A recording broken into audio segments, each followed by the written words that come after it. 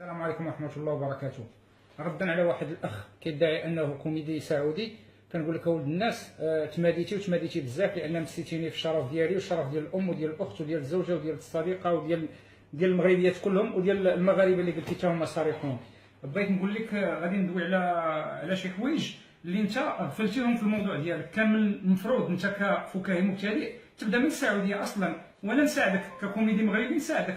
كاينين المواضيع بزاف، واخا السعوديه العمر ديالها قصير، لان العمر ديال صلاح رحمه الله اطول من العمر ديال السعوديه، ولكن كاينين حوايج تقدر تتكلم عليهم، على المشكل اللي عندكم نتوما ديال الانابيب الصرف الصحي، الانعدام ديالها بتاتا، وبالتالي فالمخلفات ديالكم والغائط كيبقى تحت الدار عندكم في الحفره. تقدر تهضر عليه كموضوع واش ممكن انه تا هو يدخل في الارث وتقسيم التركه، هذا من جهه. تقدر تتكلم على السعوديات اللي باقي ما عندهمش الحق يسوقوا طوموبيل، في الوقت اللي المغربيات كيسوقوا الطائرات ووصلوا للقطب الجنوبي، هذا من جهه. تكلم عن المغربيات اللي 3 سنوات متتاليه هما كيفوزوا بالجائزه الدوليه للتجويد وحفظ القران.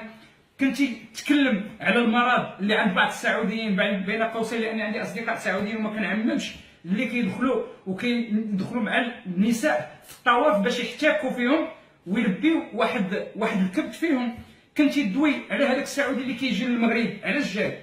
لانه باش يفرغ واحد الكبت، ولكن هذاك هو المرض كنتي تتكلم عليه كمستغل، وما تكلمش على المستغل، على فتاة اجهدها الفقر.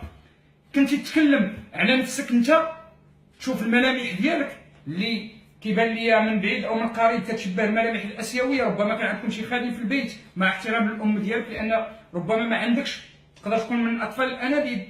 تقدر تشكر المغاربه، لان الوقت اللي كنتي انت فوق الخشبه كاينين المغاربه كيحاربوا في مكانك ضد الحوثيين.